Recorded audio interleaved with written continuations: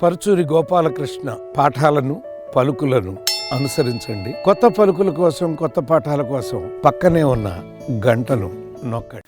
నమస్కారం. నా ఆత్మీయులకు, సన్నిహితులకు, స్నేహితులకు, మిత్రులకు అందరికీ పరుచూరి పలుకులకు స్వాగతం. ఈ రోజున పవర్ స్టార్ పవన్ కళ్యాణ్ గురించి మాట్లాడుకుందాం.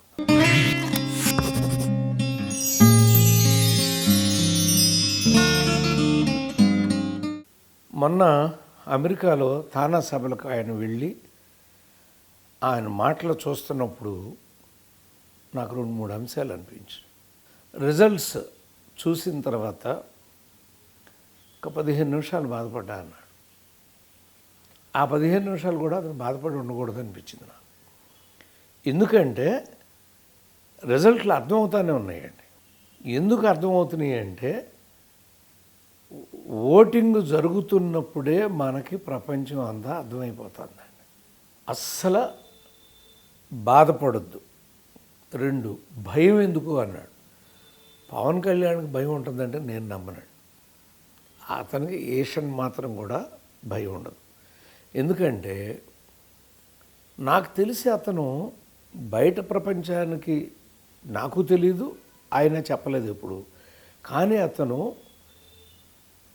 లోపల ఒక యోగి ఉన్నాడని నేను నమ్ముతానండి. పవన్ కళ్యాణ్కి అతనిలో ఒక యోగి ఉన్నాడు.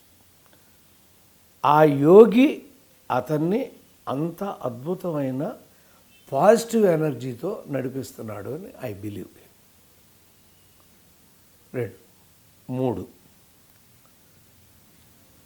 మండేలా గారిని ఆదర్శంగా తీసుకున్నాడు. ఎస్, మండేలానే కాదండి, పక్కనున్న పాకిస్తాన్లో ఇమ్రాన్ కూడా వదల్లా. తను అనుకున్నది సాధించే వరకు వదలకుండా అక్కడ ప్రైమ్ మినిస్టర్ అయ్యాడండి పాకిస్తాన్కి. గోల్, సినిమాలో హీరోకి ఏ మోటివ్ ఉంటుందో ఆ మోటివ్తోనే రాజకీయ నాయకుడు ఉండాలి. మన జగన్ గారిని కూడా చూశారు కదా, 10 సంవత్సరాలు ఆయన వదిలిపెట్టాడా, పోరాడుతూనే ఉన్నాడు.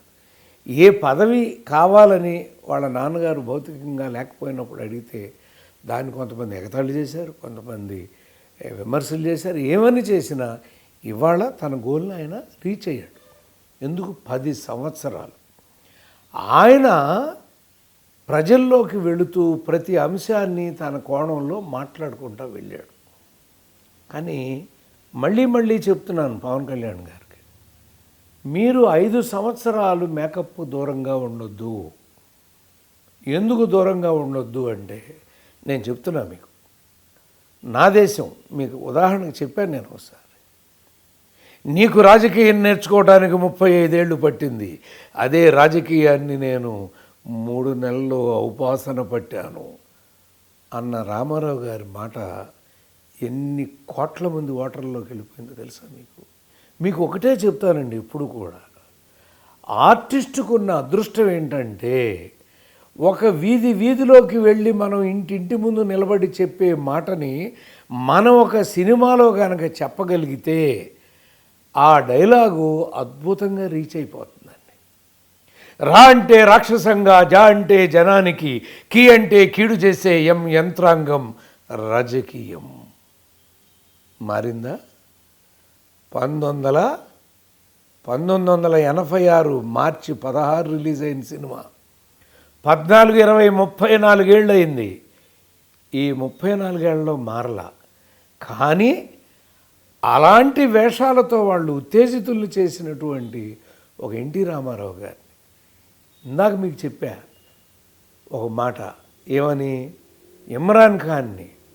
కానీ పవన్ కళ్యాణ్ ఉదాహరణగా ఐడల్గా తీసుకోవాల్సింది ఎంజి రామచంద్రన్ అండి. ఎంజి రామచంద్రన్ గారు పార్టీలోనే ఉన్నాడు, వాళ్ళ సిద్ధాంతాలన్నీ చేశాడు, ఎమ్మెల్యేగా ఉన్నాడు. కానీ మేకప్ మాన్లా, తను ముఖ్యమంత్రి అవుదాం అనుకుని కోరుకున్న ఆ టైం దాకా. అందుకు ఆయన చెప్పినటువంటి ప్రతి అంశము నేను ఎప్పుడో ఒకసారి అడిగానండి. ఎవరినో ఒక సినిమా చూస్తున్నాను, ఆ ఫోక్లోర్ సినిమా, అది ఎంజి రామచంద్రన్ గారు. ఒక యువరాణిని ఏనుగు పట్టేసుకోపోతూ ఉంటుందండి. హీరో ఇంట్రడక్షను భయంకరంగా థియేటర్లో జనం ఎలా వేస్తారో మనకు తెలుసు. కానీ ఆయన అలా పరిగెత్తుకుంటూ వచ్చి ఆ ముందు ఒక పసిబిడ్డను అలా ఎత్తేసి ఆ తల్లికి ఇచ్చి ఆ తర్వాత యువరాణి దగ్గరికి వెళ్తాడు. స్టాండింగ్ ఓవేషన్ ఇచ్చి ఉంటారు. అంటే ఎంత క్యారెక్టర్ బిల్డప్ చేసుకున్నాడండి. యువరాణిని కాపాడటం కాదు, ఒక పేదవాడి పసిప్రాణాన్ని కాపాడాలి అని. ఇది ఒక్క సెల్యులాయిడ్కి మాత్రమే అవకాశం ఉంటుంది. ఒక కర్తవ్యం తీసుకోండి, ఒక ప్రజాస్వామ్యం తీసుకోండి. మీ ప్రజాస్వామ్యంలో మేము చెప్పిన పాయింట్ మామూలు పాయింట్ కాదండి. ఆ రోజున శారద గారితో చేయించాం మేము అది. ఐ రిక్వెస్ట్ పవన్, నువ్వు ఒక అద్భుతమైనటువంటి కథాంశాలతో రాజకీయంగా, సోషల్, రైతులు వీళ్ళ మీద సబ్జెక్టులు తీసుకుని మీ అన్నయ్య ఎట్లయితే 150 చేస్తే అద్భుతంగా రీఎంట్రీ ఇచ్చారో అలాంటి అద్భుతమైన సోషల్ కాన్సెప్ట్లతో ఉన్నటువంటి తీసుకుని 5 సంవత్సరానికి ఒకటే చేస్తారు మీరు, మాకు తెలుసు. కానీ దాని ద్వారా మీరు చెప్పదలుచుకుంది వెళుతుంది అని చెప్తూ మీరు రాజకీయాల్లో పైకి రావాలి. మీరు ఎప్పుడూ కూడా మీ కోరిక నెరవేరాలి, మీరు గోల్ రీచ్ అవ్వాలని కోరుకుంటూ all the best Pavan. God bless you.